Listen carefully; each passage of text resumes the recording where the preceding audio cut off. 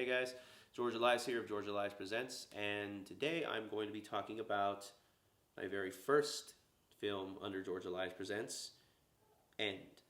So End actually started off as this idea that I had for a while about what it would be like. You know, when most people make apocalypse films, like end of the world films, they always usually do it when the world's already ended. You know, when people just wake up and the world's ended. Same with zombie movies. You know, like the world's ended and it's all gone to hell, and you know they're having to learn how to reassociate themselves with society. You know, relearn everything basically. And I was like, you know what? I want to do one as it's happening, and so this idea hit me. You know, and I didn't have any actors, so I chose to just I acted in it. I didn't have any crew. I didn't have anybody, but my brother was there, my older brother Rene Elias, and so I asked him if he would be okay with helping me if he was interested. He said yes. So we got together, and at the time where I was living was a pretty busy. It still is. It's like a busy intersection. It's like a lot of stuff going on there. So to make it look like it's abandoned and that there's nobody there was a lot. Is it easier said than done? So it was all about timing. You know, like I had to set up the camera, set it on a tripod, and wait for traffic to just go, and just as soon as I hit record, just hope, pray, whatever you want to call it, that there be no traffic. And yeah, you know, luckily we were able to get it, you know, and yeah, basically we were lucky. So End was actually filmed on one of these.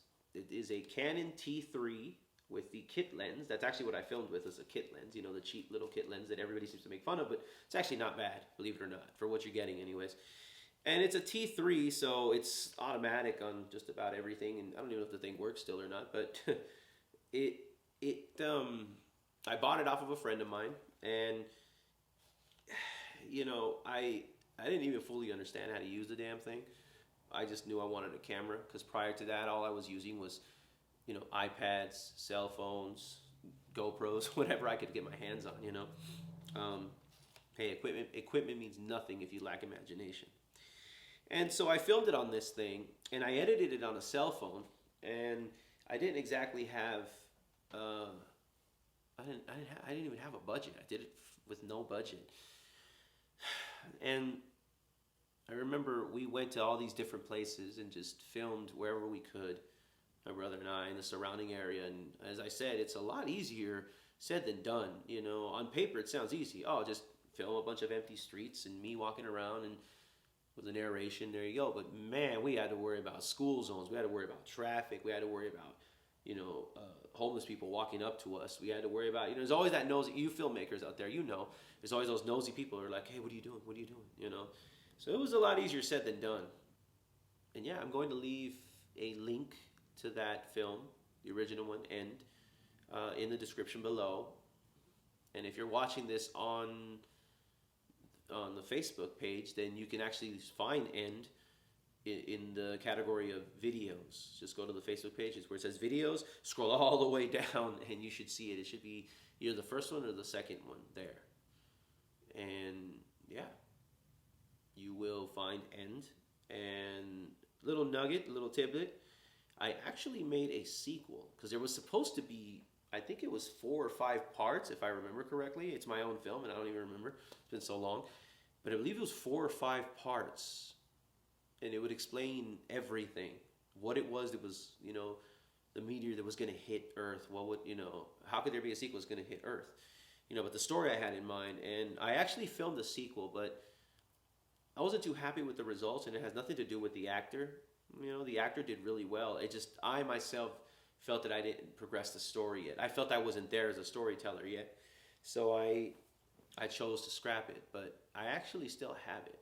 So if you guys would like to see that, if you guys would like to, for me to make it accessible to you all, please let me know. Let me know in the comments, you know, or whatever, however they do this.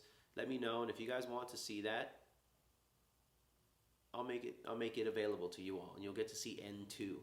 So basically that's it. It was filmed in 15-20 minutes It was done with a crew of 2 people, my brother and myself. No budget, done on, as I said, a simple DSLR, with a cheap kit lens, the thing that comes with it, the plasticky one, like, yeah, and it was edited on a cell phone, and yeah, that's how it came to be. Oh, another little nugget, that's actually how I got the name George Elias Presents. When I made End, since I had left the previous company I was involved with, I didn't know what I would call it, but I figured this is me presenting this film to people. So I said, okay, well, here you go, George Elias Presents. And I had quite a lot of people tell me, like, oh, is that the new name of your company? People liked it, and it stuck. So there you go. You got to learn to love and accept and appreciate the accidents, So sometimes the mistakes or accidents are some of the best things. They lead to some of the best things anyway. So, but anyway, that is the story of End. And I will leave a link in the description to End.